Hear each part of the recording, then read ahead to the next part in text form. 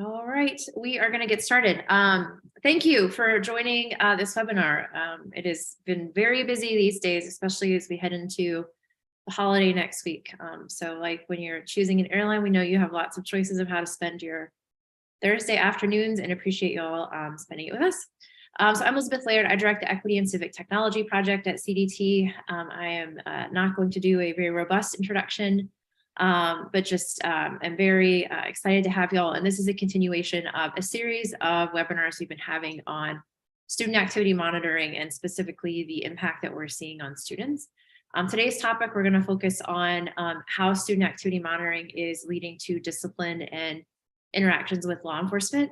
I'm going to start off by giving an overview of some new research that we just posted this morning.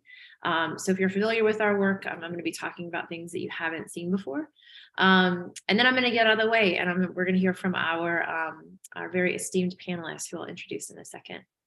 So just some logistical details. We are recording today's webinar, and so if you RSVP, we'll be sending it to you as a follow-up. Most importantly, though, we want this to be interactive. So there are a few ways that you can submit questions. One is through the Q&A if you have joined us through Zoom. I promise you, we monitor it, we look at it, we hang on your every question. So please use those throughout the presentation, and we'll try to get to as many of those as possible. If you're joining us through the YouTube stream or just prefer to do it another way, you can email us questions at cdt.org or hit us up on Twitter with the hashtag CDT questions. So with that, as I said, I'm Elizabeth. I will be one of your presenters today. I will turn it over to my colleague, Cody Venzke, later on to talk about how the research and some of the thoughts that we'll be sharing can translate into action for policymakers. But not that we have favorites, but we're very excited today to have a couple of panelists join us. I'll give them a second to say hello and anything they want to add about how this topic intersects with their work. But first up, we have Clarence Okoh, who is a senior policy counsel on youth policy at the Center for Law and Social Policy, CLASP. I know we don't, and none of us need any more acronyms, but it is much shorter, just like CDT is to say. But Clarence, if there's anything you want to add about specifically your interest in this topic, now would be a great time to do so. Great, thanks for the introduction and good to be in conversation with y'all. So yes, Elizabeth said, my name is Clarence Okoh, you see him pronouns. In addition to my responsibilities at CLASP, I'm also a part of a cohort of fellows, of Just Tech Fellows, the Social Science Research Council, where I'm working on a project looking at the impact of surveillance technologies on Black and Brown youth in communities that have experienced civil and human rights violations. So excited to be a part of today's conversation and looking forward to it. Great, thanks, Clarence. Next up, we have Lorraine Wright, who is the executive director at I Vote For Me. And my favorite quality about Lorraine is that she also lives in Richmond, Virginia, like me. But Lorraine, would love to hear about how this issue of student activity monitoring came up on your radar and how it informs your work.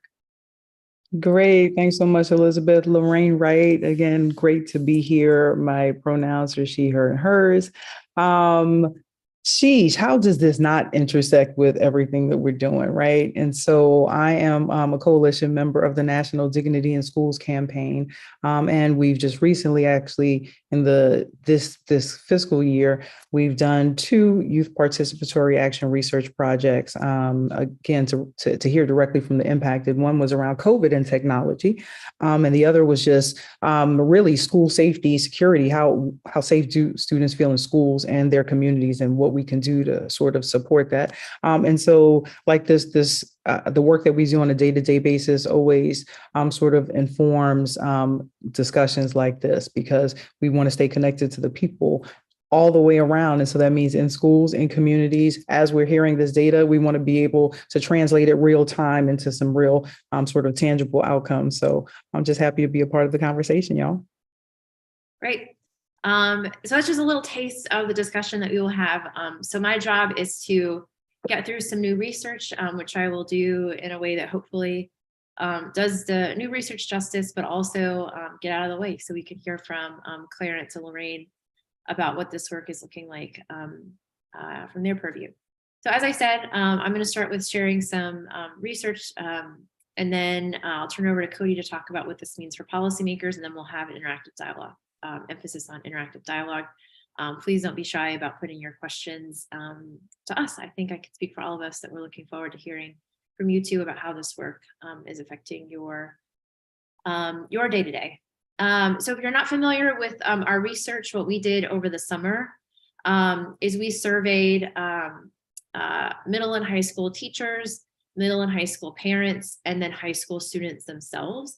And the reason that we focus on those groups is that unfortunately, they are oftentimes not part of the discussion about the use of this technology, even though it's being deployed ostensibly to keep them safe. And so the research that I'll talk about, that is what it draws from. And the two areas that we're focused on today, the top line is that this software, student activity monitoring software, it is being used for discipline. In fact, it's more often used for discipline than it is to keep students safe. The software is also leading to law enforcement contact. And some of this information we've shared before, and again, some of it will be new, but those are the two things. If you take nothing away from this webinar, it is that this technology that is being used in the name of keeping students safe is also being used to take disciplinary action against them, and it is quite common. And similarly, it is not an anomaly that students are contacted by law enforcement because of this. In fact, it's sort of baked into the design of it. All right, so we're going to talk about some of the disciplinary research first. So this first point, if you have seen our report called Hidden Harms, which I think at this point should be dropped into the chat, this will look familiar to you. 7 out of 10 teachers say that their school's primary purpose for this is to use it for disciplinary reasons. And not only that, but 59% of teachers say that it's not just its intended purpose, but it has actually been used to take disciplinary actions against students. In addition to that, the discipline, and I'm excited to hear Clarence and Lorraine's thoughts on this, but the disciplinary actions are happening along certain demographic lines.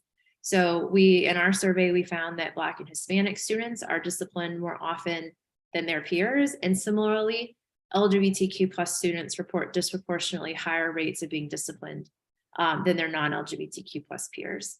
So I'm going to get into it and going to turn it over to Lorraine, which is, I think people have different relationships with disciplinary actions and maybe views that it is quite necessary. I think other folks take a view that, especially if it's happening along, certain demographic lines, it can actually be harmful. So my question to you is, well, what is the problem if this technology is being used for disciplinary purpose, and specifically if we see it happening among certain groups of students more often than not?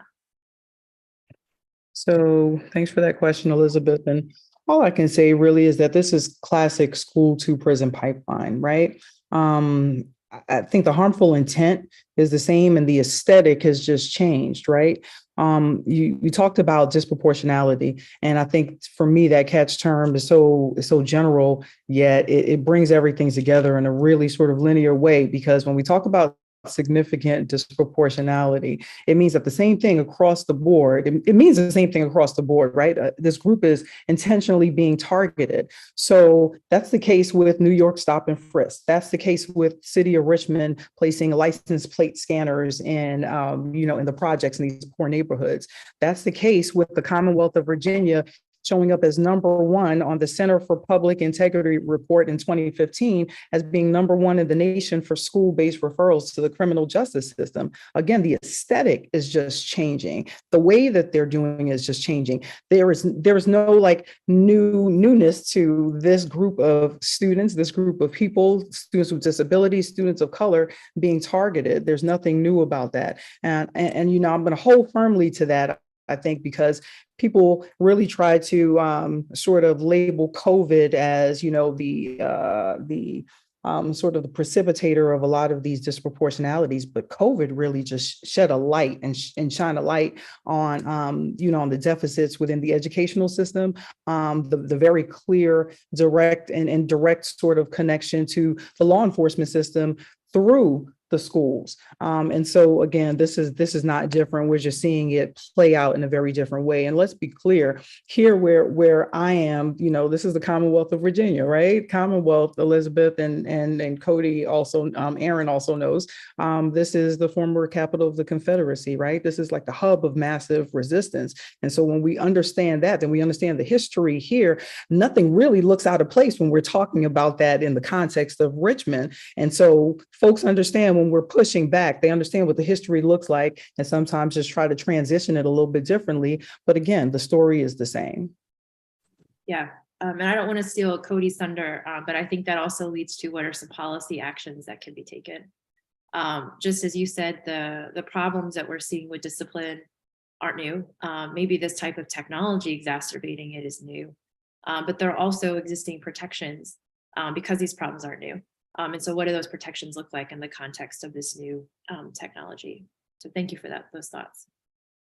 The next thing I want to call out, and this is new research for us. We previously reported that it is actually quite common that monitoring is happening outside of school hours. So in our previous report, we noted that only 45% of teachers say that student activity monitoring is limited just when schools are in session. What's new though is when we went back and looked at this data, we found that for teachers to report that their schools do monitor outside of school hours. And again, maybe to Lorraine's part, this isn't surprising if you sort of think it through. But we found that when monitoring is happening outside of school hours, we also see a corresponding increase in discipline. So for teachers who say that their school does monitor outside of school hours, 76% say that the school's intended purpose is for disciplinary reasons, compared to only 66% of teachers who report that the monitoring is limited to school hours. And then similarly, when teachers say that their school monitors outside of school hours, 53% of teachers indicate that they know of a student who is contacted by law enforcement, compared to only 36%, which by the way is still a very high number, but compared to 53% is significantly lower. So we see the choice of when monitoring is happening translating into increased disciplinary actions and increased interactions with law enforcement. Excuse me. For those who joined earlier, I'm fighting a little bit of a cold, so if I'm sipping on tea, that's why. But Clarence, excuse me. Can you talk about why the practice of monitoring outside of school hours could pose a safety threat to students? Yeah, so I think one thing that these data really clarify is that the introduction of these technologies within the classroom are really blurring the distinction between law enforcement and education more broadly. And so whether the monitoring is happening both inside the classroom or in school or community settings, it really does kind of present this threat to young folks, particularly young folks of color and young folks who are coming from low-income communities who are relying on these technologies, right, in order to be able to participate in school. And as a condition of being able to access those critical resources, they are now being subject to law enforcement surveillance. And while this may seem like it's kind of an innocuous practice, it can have devastating consequences. As Lorraine said before, this is really a part of an ongoing struggle against the school to prison pipeline. For young folks who are exposed to law enforcement at early ages, we know that contact with law enforcement can lead to a host of very deleterious outcomes, whether we're talking about incarceration, continued arrest, whether we're talking about other forms of harm as well. And so, to really dramatize or really make clear what's at stake in this conversation, I'm a member of, and CLASP was a member of the coalition in Florida called the Pasco Coalition. This is a group of parents, educators, community members, and then national, state, and local advocacy organizations that are seeking to shut down a predictive policing program in Pasco County that's operated through a partnership between local law enforcement agencies and the school district.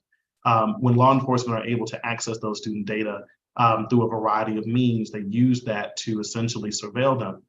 That surveillance can take on a host of different enforcement activities, everything from suspensions and expulsions in school, all the way to involuntary psychiatric detentions of young folks for up to 72 hours without parental notification or consent.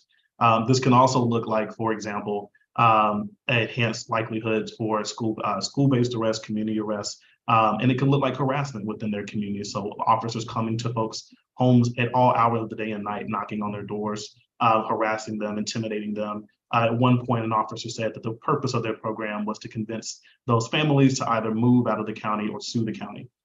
So I think that just kind of gives you a quick sample of what's at stake with school-based monitoring and how those technologies really serve as a kind of gateway to expanded criminalization for vulnerable young people. Great. Thank you so much. I'm going to keep us moving and saw a question come in. Please keep them coming in. We will get to them when we get to that part of the session today. So in addition to that, we see the same trend that we saw with teachers, with parents. So if a parent reported that their child was disciplined as a result of student activity monitoring, 60% said that monitoring was happening outside of school hours compared to just 41%. So again, we see that continue. And then we also see higher levels of concern among teachers if monitoring is happening outside of school hours. So, we sort of start with this story of you see an outsized and increased impact if monitoring is happening outside of school hours, and we're seeing that translate to increased level of concerns among teachers. This is also probably intuitive and just a continuation of the same story. But students who have been disciplined because of this technology also report higher levels of concern. And not just sort of abstract levels of concern, but one of the things that we talked about and featured is, something that is almost, I actually don't see how you get around it when you're surveilling students. An impact of that is that they feel less comfortable expressing their true thoughts and feelings. And so previous research, half of students said that this is true.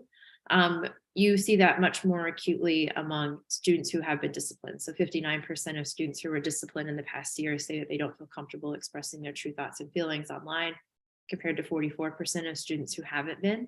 And then also, sort of stronger feelings that, what schools are doing is unfair, or that it is not appropriate to be monitoring in the way that it's happening. Similarly, and I may go through these a little bit more quickly so we can get to the discussion, but we see the same trend happening among parents. If their child was disciplined, we see higher levels of concern about the practice of student monitoring overall. And then there's more agreement about concerns, specifically what we're talking about today, which is that if this information is used for disciplinary purposes, it could bring long-term harm. And in this case, it would be based on their firsthand experience. And similarly, that there is a concern about sharing this type of information with law enforcement. Finally, and this is something that we haven't gotten into a lot, but in our survey, we also asked about the way that information can be used to potentially predict what students might be doing. And in particular, there have been, some limited initiatives that have been intended to predict which student might be at risk of committing a crime or an act of violence or actually harming themselves. And we see that there is a high level of concern around this. 61% of parents and 66% of teachers are worried about this. And then when you break it down by demographics, we see that Black and Hispanic parents have greater concerns of this compared to their white peers. And then Lorraine brought this up earlier, but also with students with disabilities. So if a parent, if their child has an IEP or a 504 program, concerns about using any kind of predictive analytics for the purposes we're talking about today, those are also statistically higher than parents whose child does not have an IEP or a 504 program. So the story there, I think, is that the way that this technology is being used, that the choices that schools are making are certainly translating to increased disciplinary actions and potentially increased law enforcement actions. And if you have firsthand experience with this, your concerns are more elevated, and that holds true across teachers, across parents, and across students. So moving on to law enforcement. So some of this information we shared previously.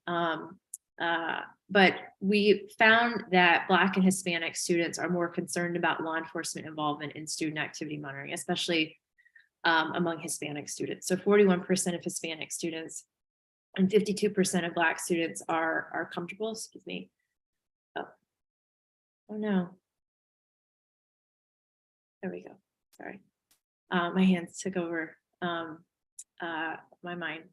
52% of Black students are comfortable, but we see that white students are the most comfortable. And, you know, for reasons that Lorraine and Clarence already touched on, I think that makes a lot of sense.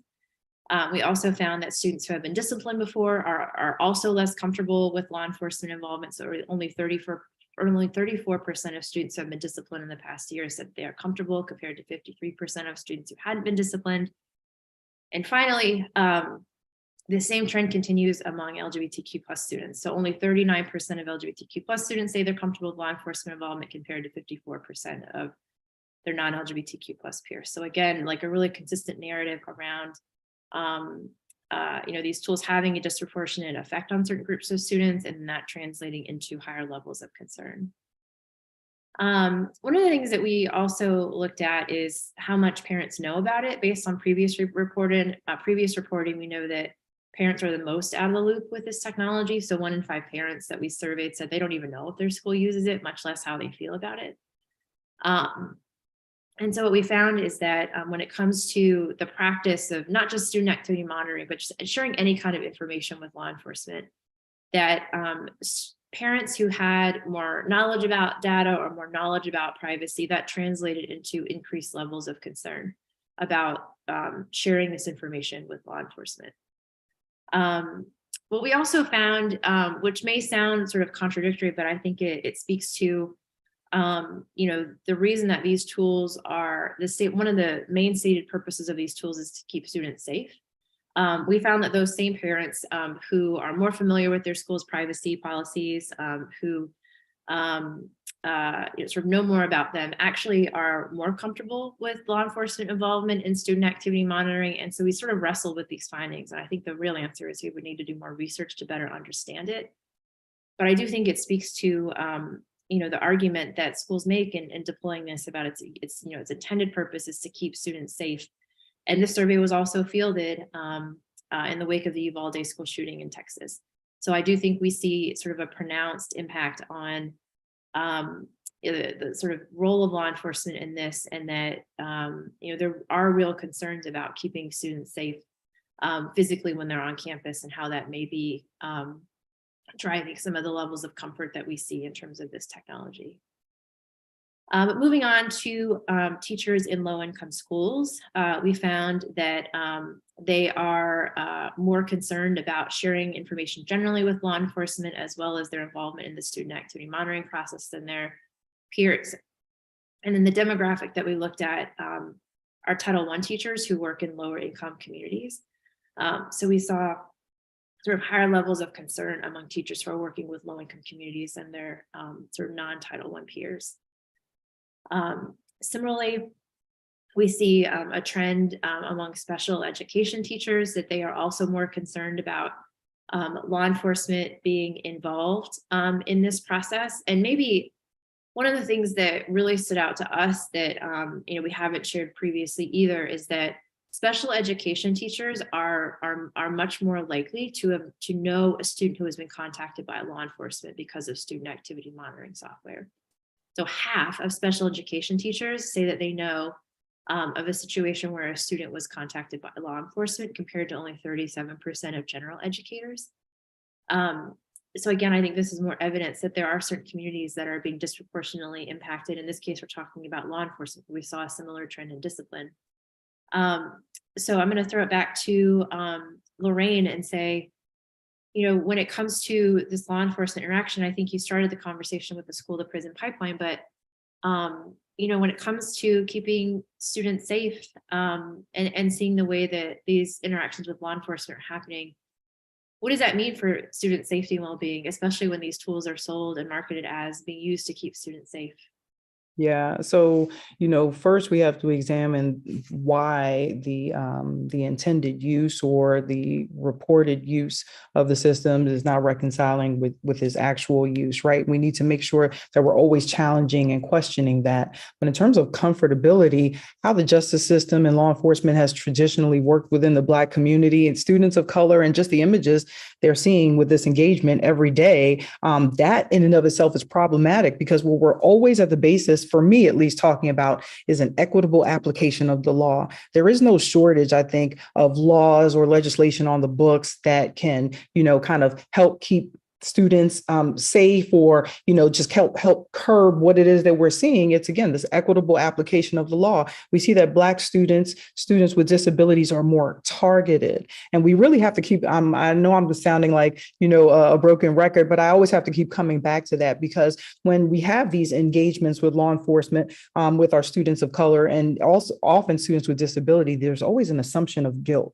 And if that's the baseline, then the conversation, the trajectory of that encounter is not going to be a good one for these students. And so that's always the expectation, right? And so what we see, again, our communities of color have never been given the benefit of the doubt when we're talking about these interactions. So the concerns are very real. They're not only perceived. We're not talking about like theoretical supposition. This is like everyday real life for these communities. And so we have to make sure that we're taking that into consideration and that into account, right? Even when we're talking about policy and policy changes, right now, there are policies on the books. Right now, there are protections in place. Right now, when we talk about students with disabilities, the IDEA has very specific protections in terms of manifestation determination review, so we can make sure that the behavior that we're seeing that's often causing suspensions and expulsions, is it really, is it a manifestation of this disability? Because then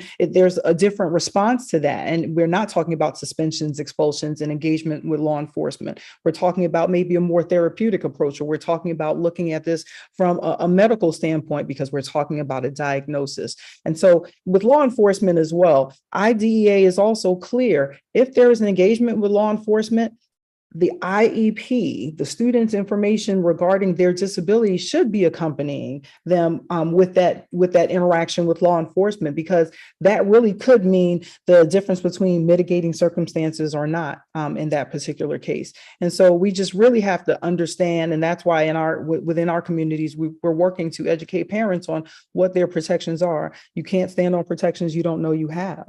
And so for us, that's really the basis of that knowledge transfer, just helping folks being able to assert their rights when they're given procedural safeguards and IEP meetings, and the district goes, well, if you have any questions, let us know.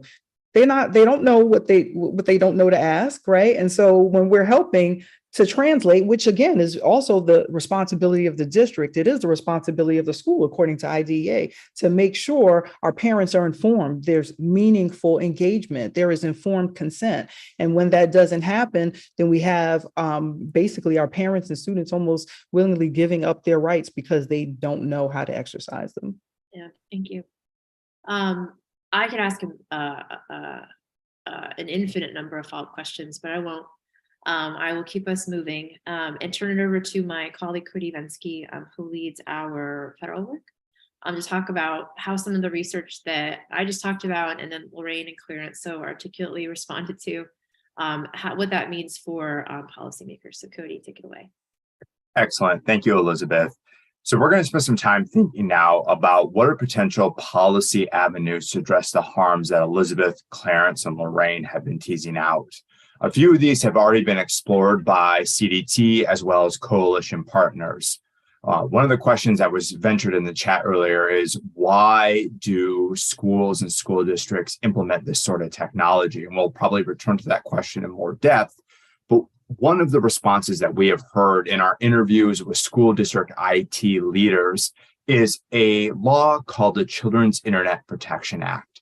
And in our interviews with the school district IT leaders, they spelled out that they believe that this particular law, also known as SIPA, requires this sort of monitoring. We don't agree, and we've asked the Federal Communications Commission to clarify exactly what it is that the Children's Internet Protection Act requires.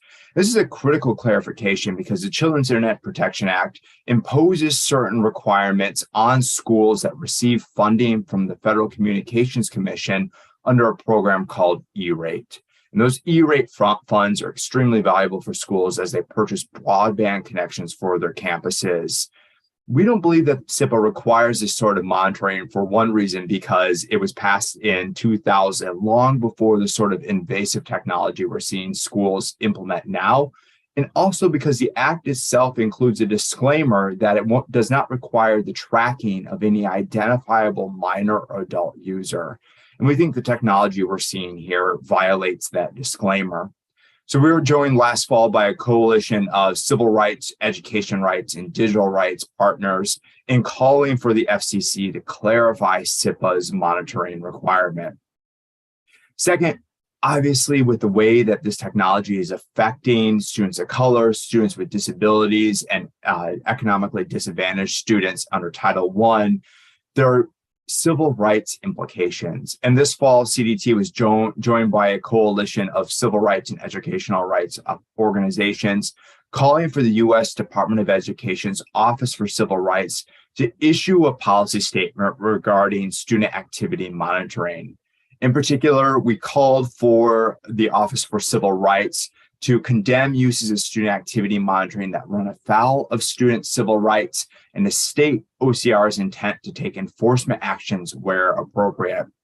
We also believe that it's appropriate for the U.S. Department of Education to provide clarification emphasizing the protections of Title VII, which is a civil rights law that protects students of color, as well as other civil rights laws on data sharing with law enforcement, such as the incidents that Clarence described in Pasco County, Florida. I want to pose questions for our panelists here. I'm going to start with Clarence. Clarence, how can these policy efforts help protect students, especially students of color?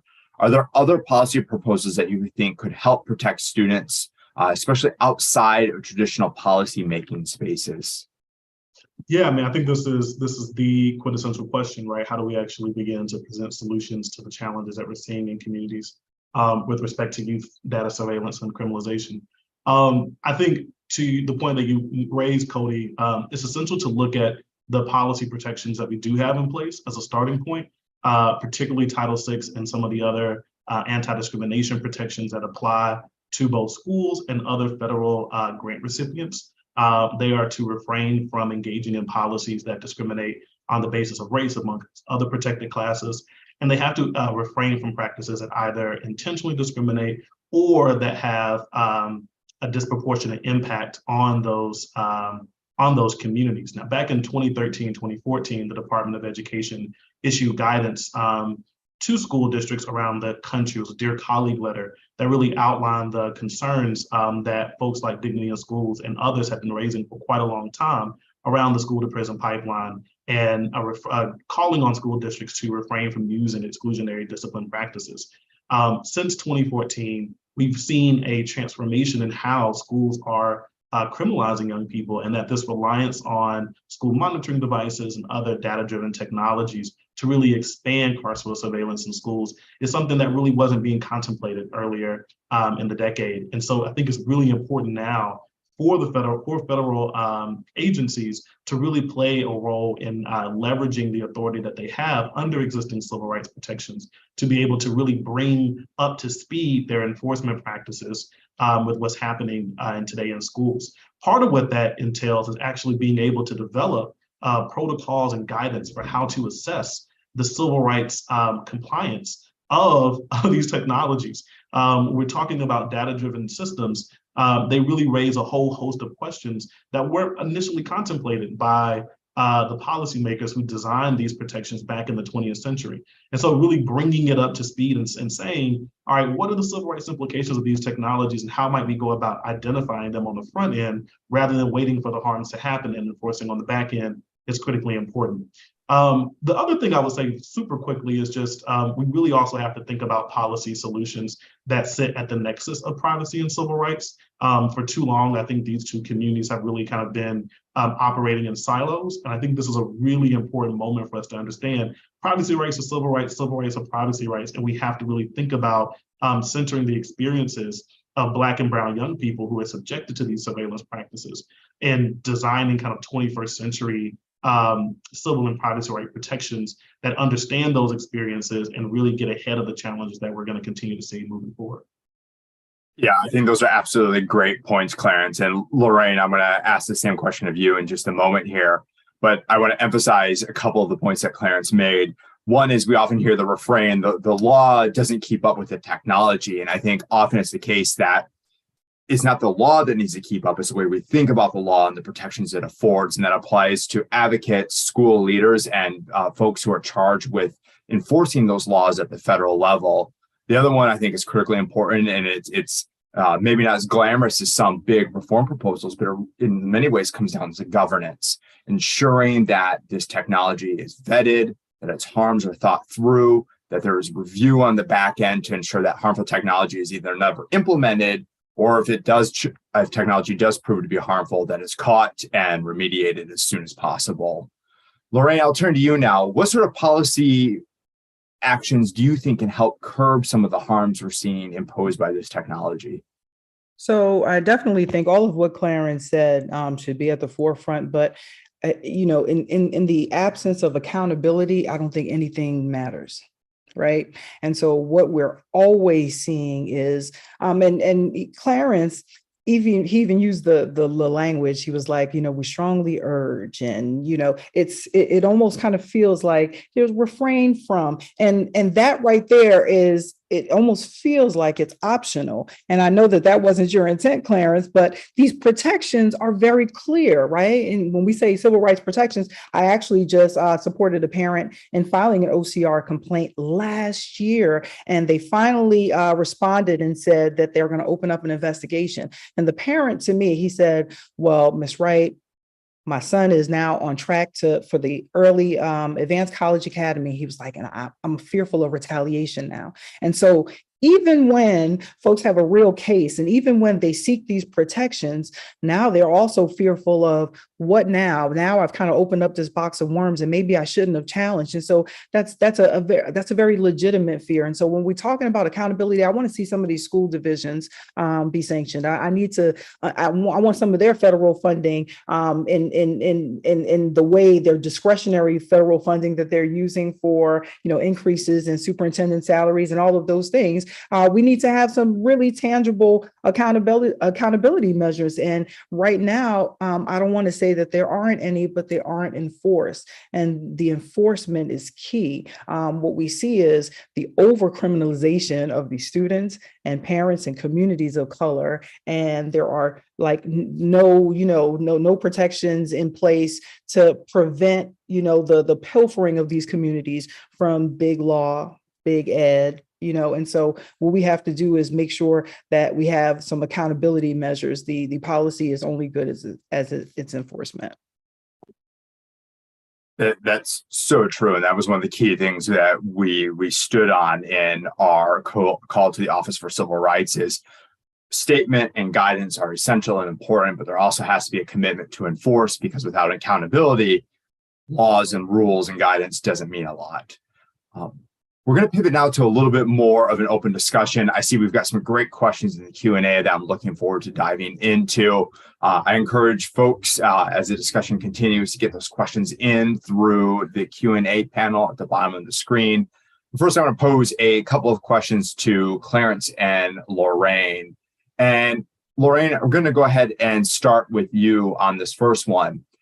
Based on your experience as an advocate, how might you communicate to administrators that are concerned about safety and believe that this technology can help protect students?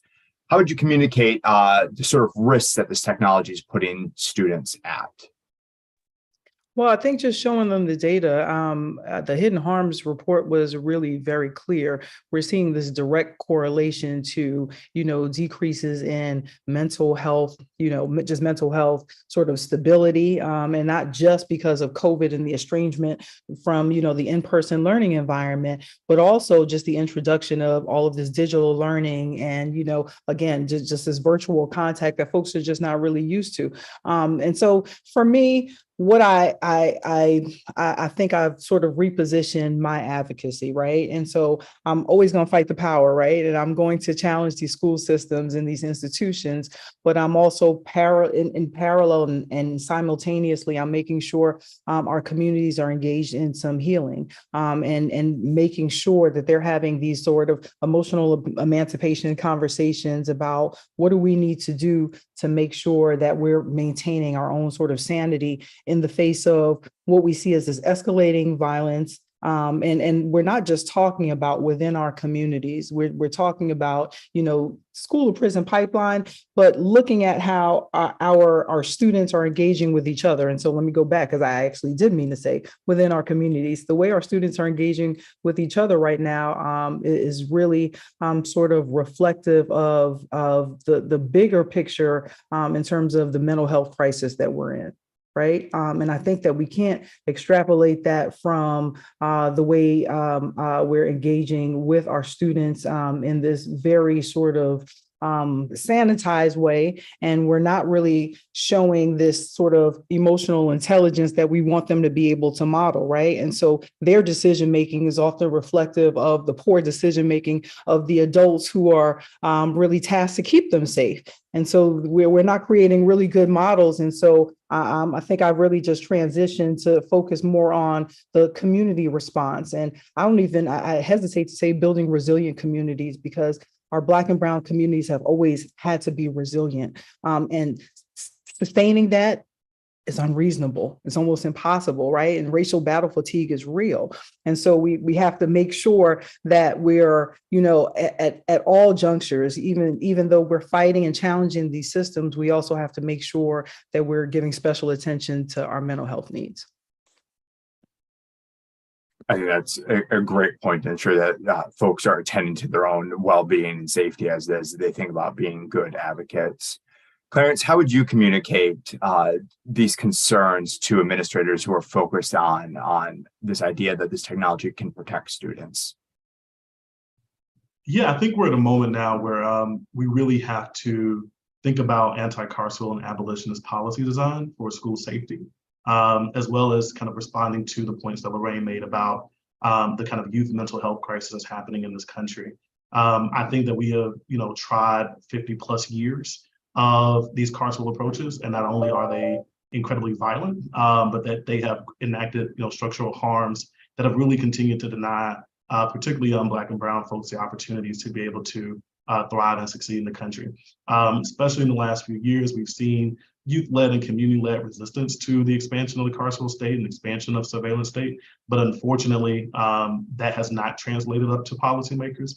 What we have been saying, I think, on the front end, so we talked about kind of back-end enforcement mechanisms in the last conversation, but I think on the front end, the federal government in particular has to stop investing in these technologies, investing in surveillance technologies and other approaches that expand police presence within schools. In particular, we're getting ready to release a report in the next couple of weeks, really talking about the Bipartisan Safer Communities Act, which includes a $1.5 billion investment into the Department of Justice and a $200 million investment into the funding stream that actually provide the funding for Pasco County's youth-based predictive policing program.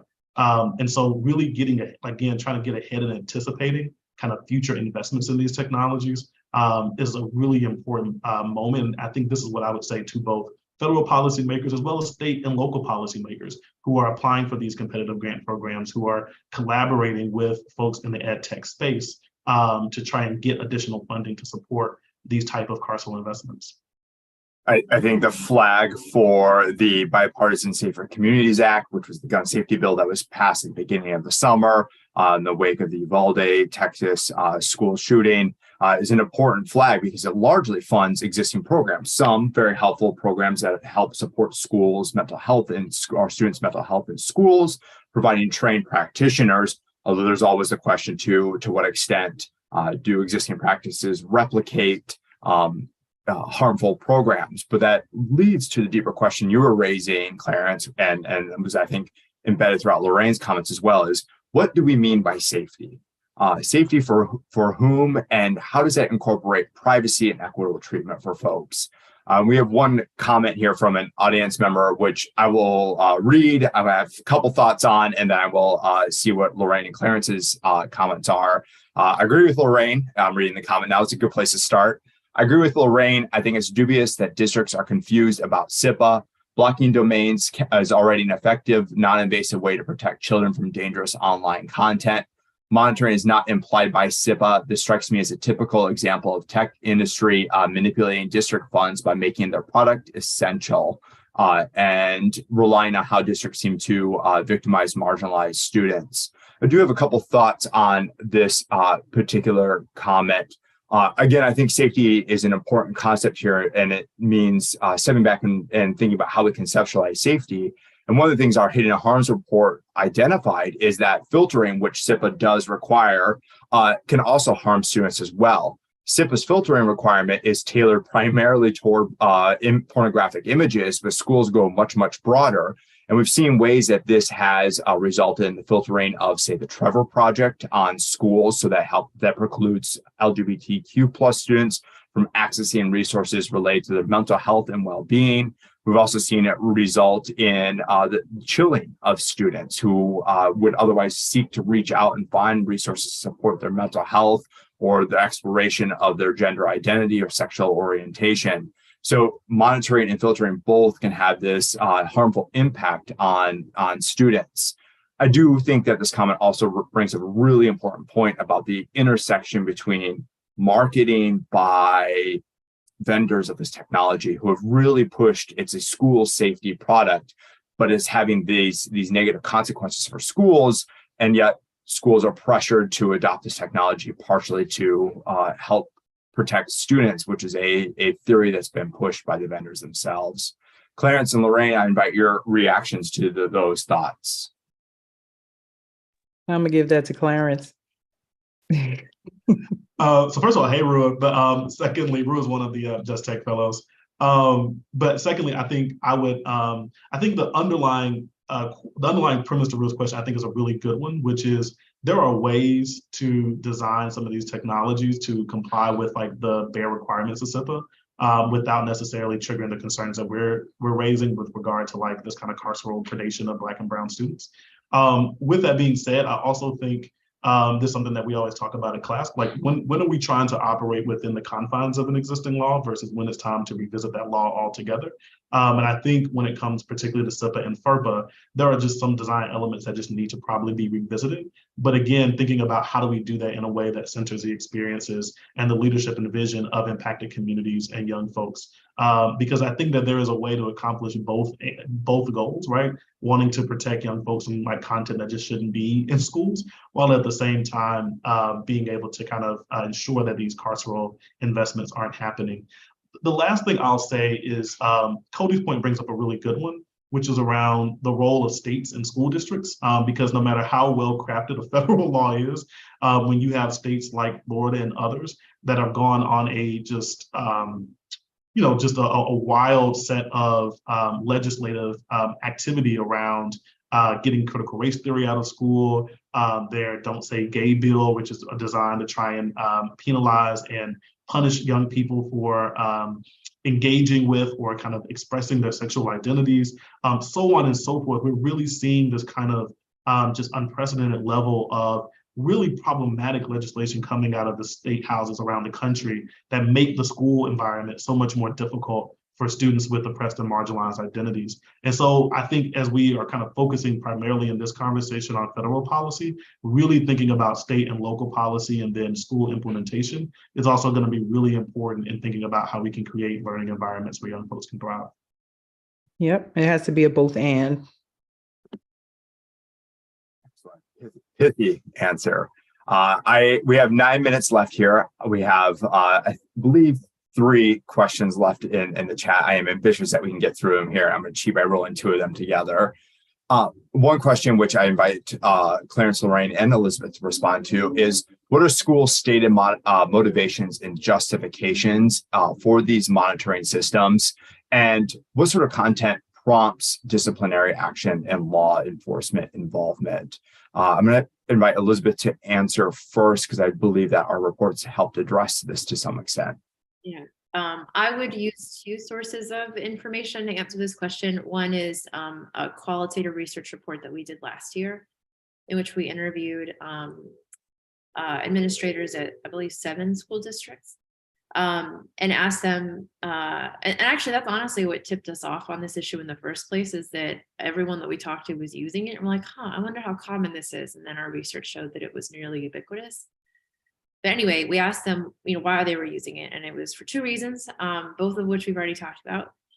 One reason is that they believe that it is legally required, because SIPA says monitoring, and what monitoring means nowadays is really different than what it meant 20 years ago. And so they believe that they need to do it, and are concerned that if they don't, and I don't know if Cody touched on this, but the reason to comply with this law is that if they don't, they could be at risk of losing their E-rate funding. So when when school districts care a lot about funding, and Lorraine brought it up as a way to hold them accountable, but if there's a perception that it could in some way jeopardize their funding, they're going to make sure that that doesn't happen. The second reason is that they want to use it to keep students safe, and they define it in 2 main ways. The first way is to keep students safe from harming themselves. And so we've probably all seen the reporting about the mental health crisis that existed before COVID, but was certainly exacerbated because of it. And then the second reason to do it is to keep students safe while they're in a school building. And that largely means keep them safe from threats of mass violence or school shootings. So that's when you ask school district administrators why they're using it. But as I touched on in the survey data we talked about today, when we asked teachers, so that's like a few levels down, what is the reason that you have this? Like, they're far more likely to cite disciplinary reasons than they are to keep students safe. And so they're I think we would need to do more research to better understand that dynamic, but it does seem like something's getting lost in translation between why school district administrators say they're procuring this technology and then the way it's actually playing out in the school building.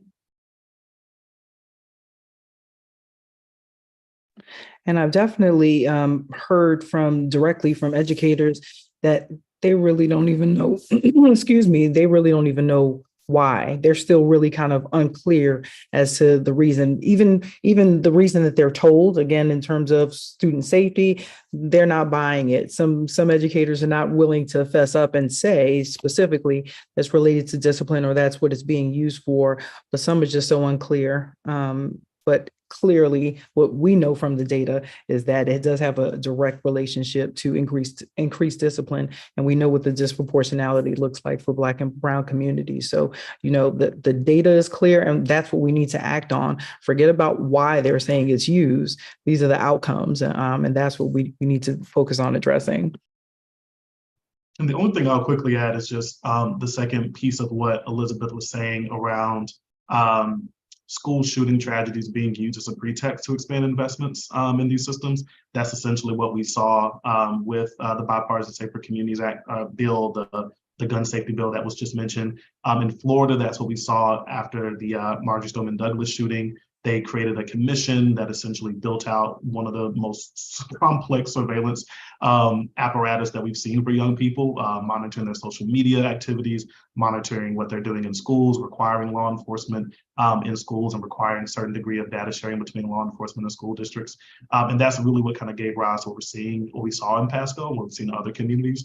So I think really kind of paying attention to and noticing, like, if we see some type of tragedy happening, these investments are going to be happening as a consequence, is a really important, I think, strategic observation for a lot of us, because I think that can help us really understand and anticipate when these investments are going to happen and starting to think about how we can get ahead of them in the future.